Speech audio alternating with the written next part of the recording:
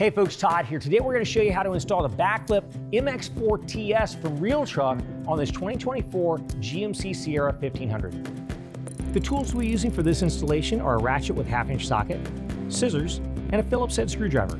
Let's go ahead and get started. Okay, so the first thing we want to do is install our bulkhead seal, and that's going to go right across the top of the bulkhead as far away from the cab as we can get it, which is going to go from one bed cap all the way to the other, and we're going to go ahead and cut it in place. And what I like to do, I've already gone ahead and cleaned off the surface of the bulkhead with some isopropyl alcohol. You always want to do that first. Then go ahead and peel away a few inches of the seal and go all the way up against the bulkhead. Bear down.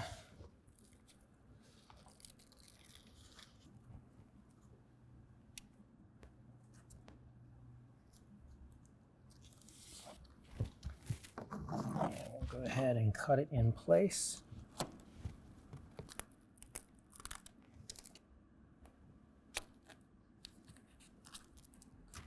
And we'll bear down to get good adhesion. Next, we can go ahead and start working on the rail. Okay, now before we install the rail, we're first going to address our shims. Now on our kit, we've got two different size shims. We've got a thick shim and a thin shim. This thin shim is going to go towards the rear. And I'm actually just going to go ahead and cut this in half real quick because we're going to use half for one side and half for the other. Now, along the rail, we're going to have three locations where we're going to place clamps. We need to go right where it kind of moves away from the bed cap. So there's a little bit of a gap in there. What we need to do is take one of our thick shims, pull that apart, and slide that up in place. And that's going to kind of pull that out a little bit. Middle of the bed, we're going to do the exact same thing. We got a lot of play there. We're just going to pull that back, slide our gap filler or shim up inside there, and then towards the rear. And we're going to take and put a gap filler or shim right back here as well. Now at the very back, I'm going to go ahead and peel back our liner a little bit. At the tailgate end, we've also got a little bit of play right back here. We're going to take our thin shim or gap filler and set that up in place like so. Now if it acts like it wants to just fall back out, there's also adhesive. You can peel that adhesive back and set that in place like that. But we want that right in line with the very bottom of the bed cap right down here. So this is what a rail looks like when it comes out of the box. Now in your kit, you're also going to have a drain tube that fits right over top of the drain spout. And you fit that in place, and then this is what's going to allow you to route any kind of runoff water out of the bed of the truck. Now on the GM trucks, if you pull back the liner here, there is a hole right in here. You can actually kind of cut this to length and then route the drain tube out that hole. And that's if you have a spray-in bed liner or no bed liner. If you have a drop-in bed liner, there's usually an opening around the bottom of this tie-down cleat right down here, and you can route the drain tube down there. We have a Husky Premium bed liner. This is completely waterproof on the inside, and I can just kind of peel this back.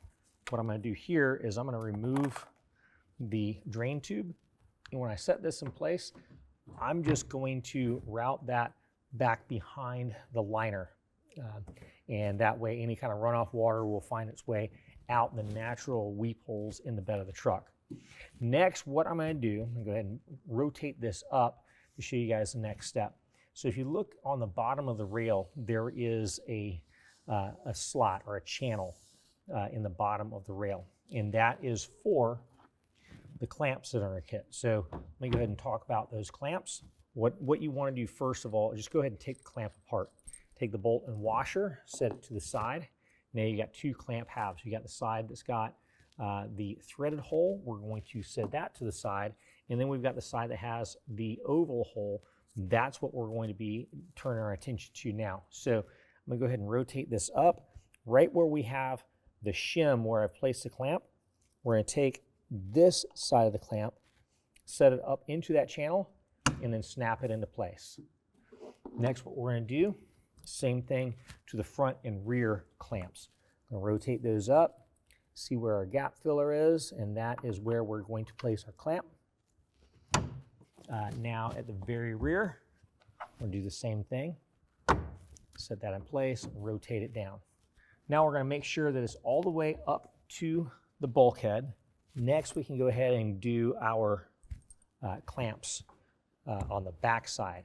So what we're going to do here, we're going to take the clamp, slide it up in place, make sure it rests in that upper notch, and then go ahead and thread the bolt into the hole. Take a 1/2 inch wrench or ratchet. All right, we're going to bring that to 10 foot-pounds. Next, we're going to go ahead and go up to the front clamp and do the exact same thing.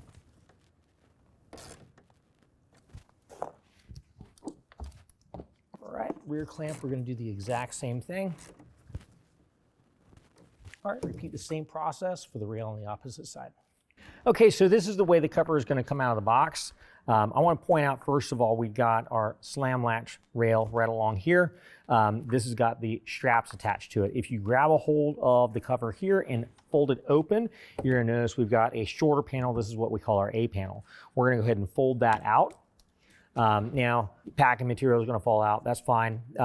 You're going to notice we got some tape on this side and also on that side. That tape needs to come off, and that's going to expose a couple of holes on the front and on the back.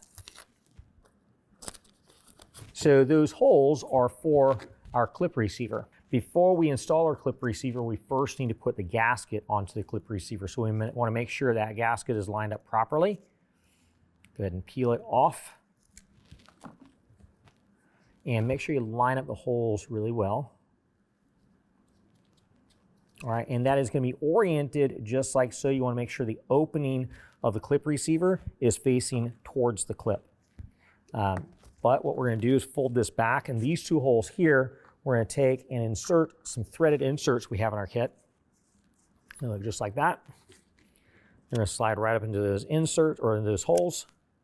And then I'm going to hold those with my fingers and then fold this down, then line everything up just like so. Next, we're going to take 2 screws out of our kit, line them up to the holes, and then take a Phillips head screwdriver and get those installed. You don't need to tighten it real tight, just get it nice and snug. Next, we're going to fold this back, and down here, we're going to notice we've got a channel. Now, that channel is for our cover retaining clamps. This is what the cover retaining clamp looks like. Now, I'm going to go ahead and loosen up the star knob on it. I'm going to slide that in there, and we're just going to set that in place just like so. Just, just kind of loose, not too tight, because we're going to be adjusting it underneath the cover once we attach it to the rails. Now we're going to do the same process with the cover retaining clamp and the clip receiver on the other side of the cover. All right, so now we're going to go ahead and set the cover up on top of the rails. We want to make sure it's centered side to side. Also, we're going to slide it back so the A panel lands right over top of our bulkhead seal. I'm going to go ahead and slide it forward until the frame contacts the bulkhead. And then double check again, make sure everything's centered from one side to the other. And then one panel at a time, we're going to fold the cover back towards the tailgate. All right, so each panel is going to come back one at a time as we go. We want to center them. We'll go ahead and remove any kind of packing material. And bring it back to the tailgate. All right, now we're going to go ahead and check engagement at the tailgate. So the way I'm going to do that is I'm going to lift up the cover, close the tailgate, and then bring it down. And it looks like it needs to come back a little bit.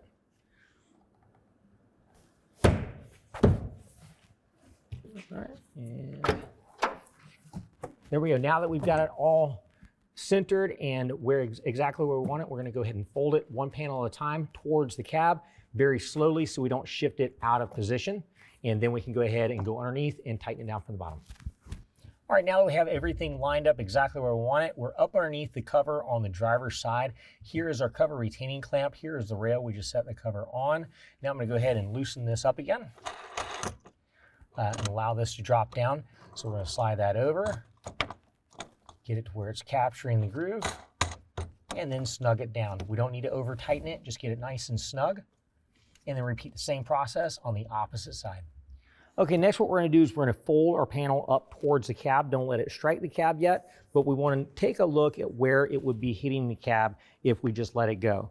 So this portion right here, we're going to be attaching the cab bumper to.